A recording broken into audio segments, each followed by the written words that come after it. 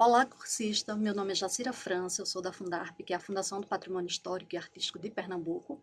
E agora nós vamos tratar do conceito de patrimônio material, a trajetória desse conceito e o que nós tratamos como patrimônio material. Retomando a aula, inclusive, do professor Nilson Cordeiro, que tratou sobre o patrimônio material, agora a gente tem a dimensão do imaterial e essas duas dimensões compõem o patrimônio cultural. Bom, então, como eu falei, é a trajetória do debate, o conceito de patrimônio material e quais são os bens culturais pernambucanos registrados. O patrimônio material, internacionalmente, como começou esse debate? Os debates sobre a preservação e a valorização das expressões da cultura tradicional e também da cultura popular surgiu mais fortemente no cenário internacional por volta dos anos 70, após se firmada a Convenção da Unesco. Essa Convenção da Unesco, que surgiu mais ou menos em 1972, tratava sobre o patrimônio mundial cultural e natural, em 1972, e agregava vários países. Nessa convenção, definiu o patrimônio mundial apenas nos termos de bens móveis e imóveis, algo que também foi tratado na aula anterior. Conjuntos arquitetônicos e sítios urbanos ou naturais. Mas aí alguns países, principalmente do terceiro mundo, tiveram uma reação a essa definição. Então, como é que só teria os patrimônios materiais, os bens móveis e imóveis, esses conjuntos arquitetônicos? Há uma série de manifestações culturais, de expressões, que também fazem parte desse patrimônio. Acreditava-se na época nesse debate, né? Estava encabeçado pela Bolívia. Então, a Bolívia começou essa reação e o resultado desses debates e dessa inserção das manifestações culturais foi a recomendação sobre a salvaguarda da cultura tradicional e popular de 1989. Então, você tem já esse contexto nos anos 70, no final dos anos 80, início dos anos 90, para tratar de salvaguarda. Salvaguardar o bem, eu vou falar mais adiante, mas refere-se também ao patrimônio material. Atualmente, os debates já inserem isso, mas está voltado para o imaterial. Patrimônio imaterial no Brasil. A gente tem o debate já nos anos 30, com o reconhecimento das expressões populares na formação da nossa identidade cultural e difusão, a partir de Mário de Andrade. Mário de Andrade já tinha levantado uma série de manifestações, uma série de expressões culturais importantes para a nossa identidade cultural. Então já tem desde os anos 30 esse debate.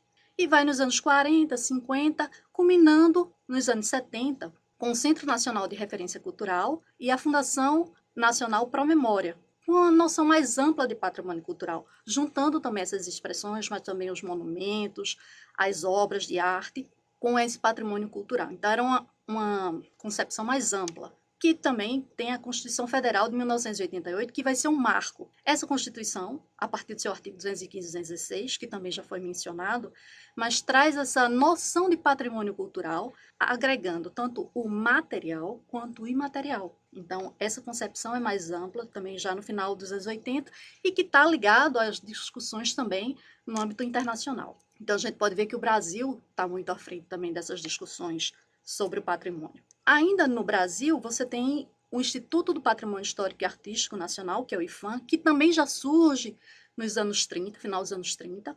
Antes era o SFAM e depois passou a ser IPHAN. IPHAN era o Serviço do Patrimônio Histórico e Artístico Nacional e depois passou a ser o IPHAN.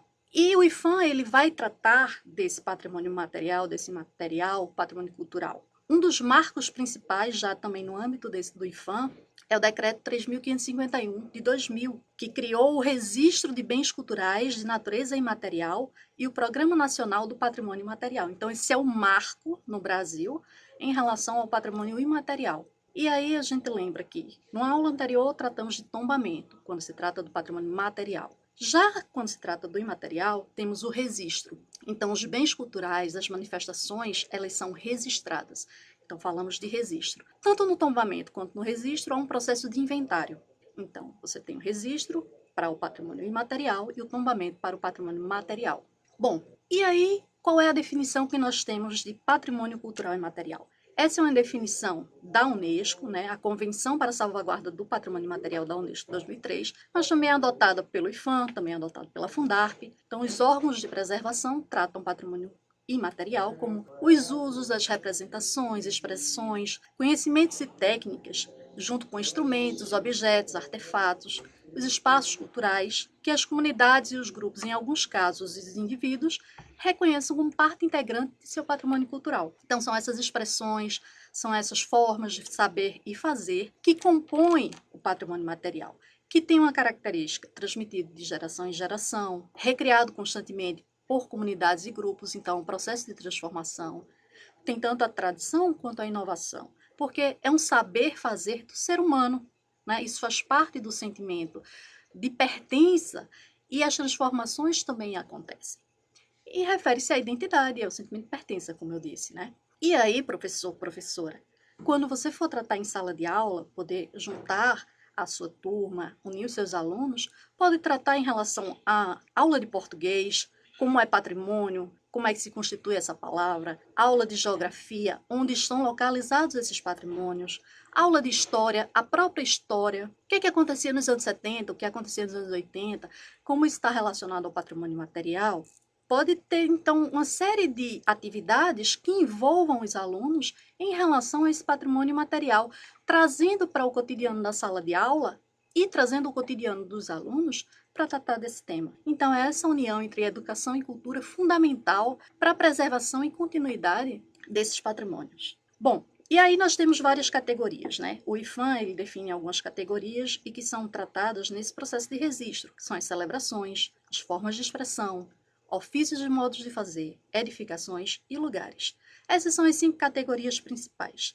Vocês podem depois dar uma lida com mais calma em cada categoria, como está descrito no slide. Mas aí vamos para a parte prática. Vamos ver quais são os bens imateriais pernambucanos registrados como patrimônio cultural do Brasil, é esse o título, que estão inseridos nessas categorias e são reconhecidos nacionalmente e alguns internacionalmente. Bom, o registro dos bens culturais, ele acontece pelo IFAM, como eu já disse, pelo Instituto Patrimônio Histórico e Artístico Nacional. Pernambuco não tem esse registro, propriamente dito. A gente recebe esse título pelo IFAM, essa diplomação, essa titulação, não é isso? E aí o primeiro bem registrado em Pernambuco foi a Feira de Caruaru, na categoria de lugar.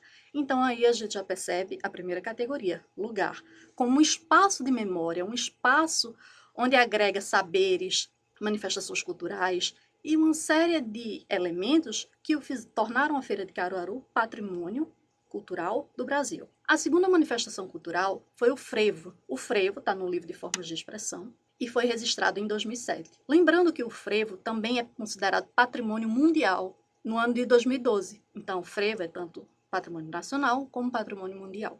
A capoeira, ela é registrada em 2 livros. O livro de saberes, que é os Saberes dos Mestres, e o livro de formas de expressão, que é a Roda. Então, em 2008, ela recebe esse reconhecimento e em 2014 é considerada patrimônio mundial. Então, a capoeira é um outro bem cultural que nós temos registrados tanto nacionalmente como mundialmente.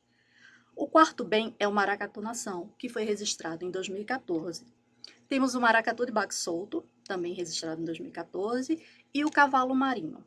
Então, a partir desses registros, vocês podem trabalhar também na sala de aula os vídeos que foram produzidos no âmbito dos inventários. Vocês podem trabalhar com algum mestre trazendo para a sala de aula para algum depoimento. Então, há vários elementos para inserir esse patrimônio cultural em sala de aula. O outro bem cultural registrado foi o Teatro de Bonecos, também conhecido como Mamulengo, no ano de 2015. Outro bem foi o Caboclinho, em 2016. Então, compõe aqui o grupo dos 9 bens registrados em Pernambuco e que vocês lidam cotidianamente. É no carnaval, com os maracatus, com o frevo, com o caboclinho, o mamulengo, que apresenta espetáculos, a própria capoeira, ir no Recife Antigo, ir num bairro observar uma roda. Então, isso é importante, isso constitui o nosso patrimônio, o nosso dia a dia, o nosso cotidiano.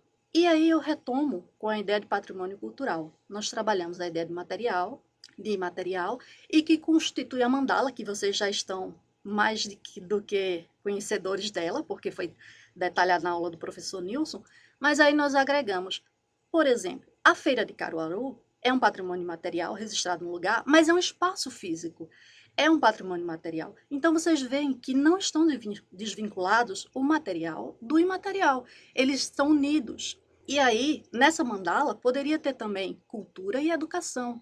A cultura e a educação estão fortemente ligadas. E é nesse trabalho que nós podemos contribuir para a preservação, para a salvaguarda, como eu falei. O que é salvaguardar um bem? É colocar elementos, é trabalhar ações, programas que possam dar continuidade a esse bem, para que esse bem possa ser passado de geração em geração. Que esse bem cultural ele seja representativo de uma identidade, representativo do sentimento de pertença.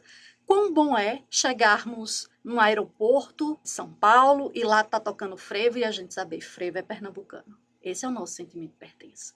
E as outras manifestações culturais também. Bom, então é isso que tratamos sobre patrimônio material. Estamos à disposição. O fórum está aí para nós discutirmos e debatermos. Então, até mais.